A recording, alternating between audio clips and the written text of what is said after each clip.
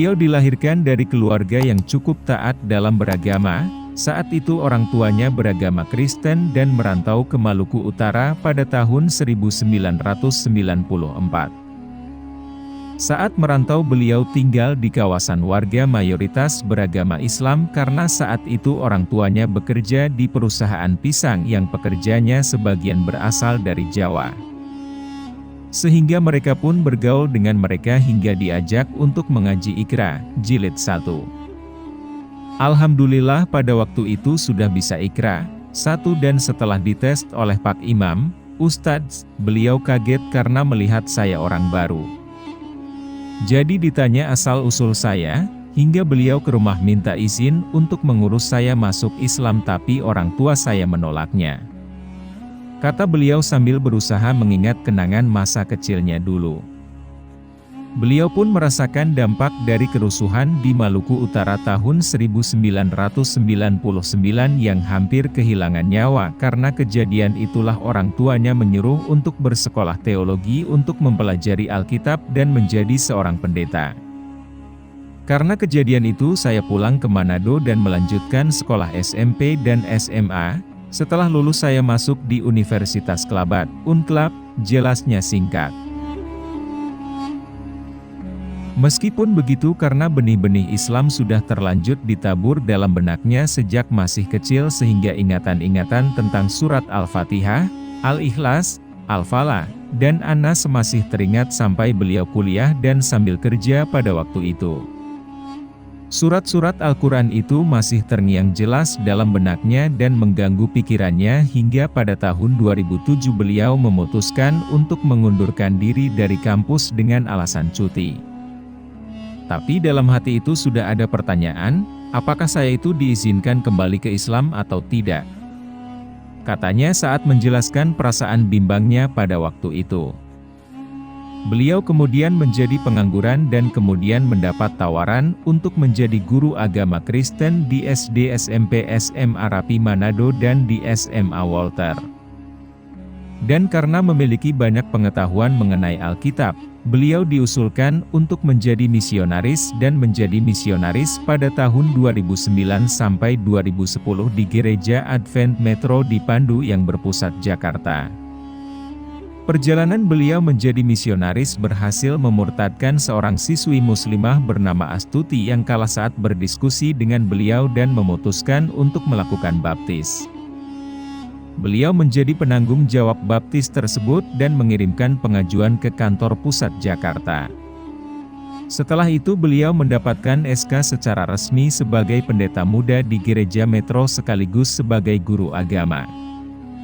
Saya sudah berhasil memurtadkan Astuti dan selanjutnya adalah Maimunah seorang siswi SMP murtad juga hingga keluarganya datang mencari saya, mana pendeta yang ada baptis anak ini. Kemudian saya pasang dada dengan bangga dan berkata kepada mereka, saya yang bertanggung jawab terhadap pembaptisan mereka. Lalu mereka berkata lagi, pembaptisan harus dibatalkan, kalau tidak satu kampung akan datang ke sini. Jelas beliau mengenai kronologinya saat berhasil memurtadkan seseorang. Saya juga gugup waktu itu karena belum punya istri.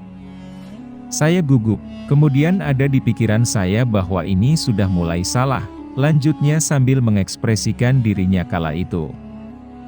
Meskipun menjadi misionaris terbilang sukses tapi menurut beliau ada sesuatu hal mengganjal dan menjadi beban di hatinya. Terlebih lagi saat mendekati bulan puasa dan melihat umat Islam melakukan tarawih yang selalu mengingatkan beliau tentang masa kecilnya dulu hingga sering membuatnya berhayal kembali ke masa lalu di masa-masa itu.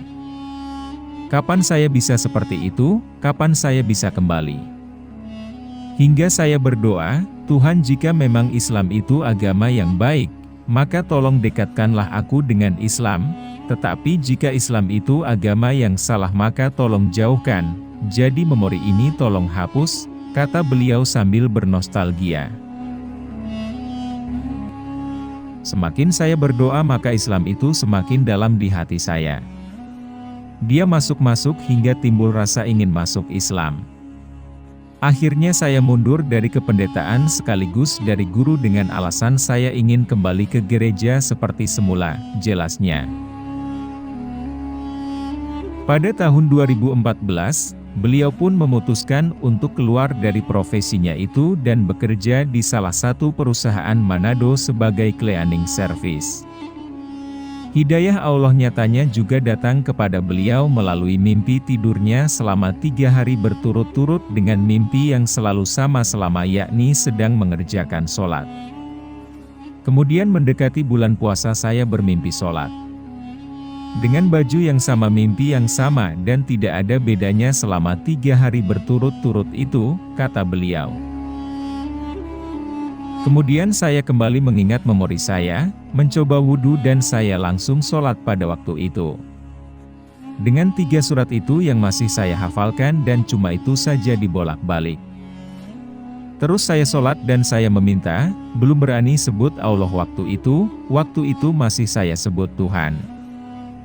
Saya kembali berdoa, mengangkat tangan dan berdoa, ya Tuhan, kalau memang Islam agama yang benar maka dekatkanlah saya dengan Islam, jelas beliau lebih lanjut. Kemudian beliau membaca Alkitab dan mencari terjemahan Al-Quran untuk dipelajarinya. Beliau mencari persamaan dan perbedaan antara ayat Alkitab dan ayat Al-Quran. Beliau mempelajari kedua kitab tersebut hingga hatam dan menemukan salah satu ayat dalam Alkitab yang menguatkan keimanannya untuk memeluk agama Islam. Jadi saya ini benar-benar hatam Alkitab mulai dari Kejadian sampai Wahyu. Di sana ada ayat-ayat juga yang menguatkan tentang Islam dan ada ayat-ayat juga yang menyatakan bahwa Yesus itu hanya sebagai utusan. Menurut beliau, semakin kuat mempelajari Alkitab maka semakin besar keinginannya untuk masuk Islam.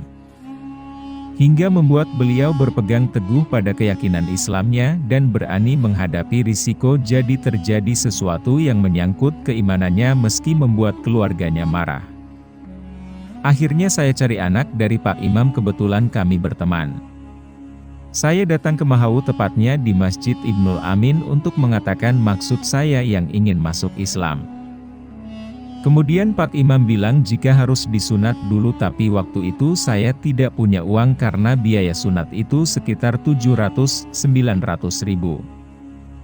Dan Pak Imam bilang, sudah jangan pikirkan uang, yang penting kamu yakin dan jangan mempermainkan Islam. Jangan kamu naksir wanita Islam terus masuk Islam karena perkawinan. Kemudian saya bilang, insya Allah, Pak Imam saya tidak begitu, kata beliau saat menjelaskan kronologinya yang akan segera memeluk agama Islam. Setelah bersunat pada bulan Juni 2015, beliau akhirnya mengikuti prosesi pensyahadatan meski harus mengulang berkali-kali hingga 7 kali, namun akhirnya beliau masuk Islam secara sah. Jika dulu beliau memiliki pengalaman berkhutbah di mimbar dan pernah membuat KKR, maka setelah masuk Islam tumbuh tekad besar pada diri beliau dan berharap kepada Allah agar dapat menjadi seorang dai.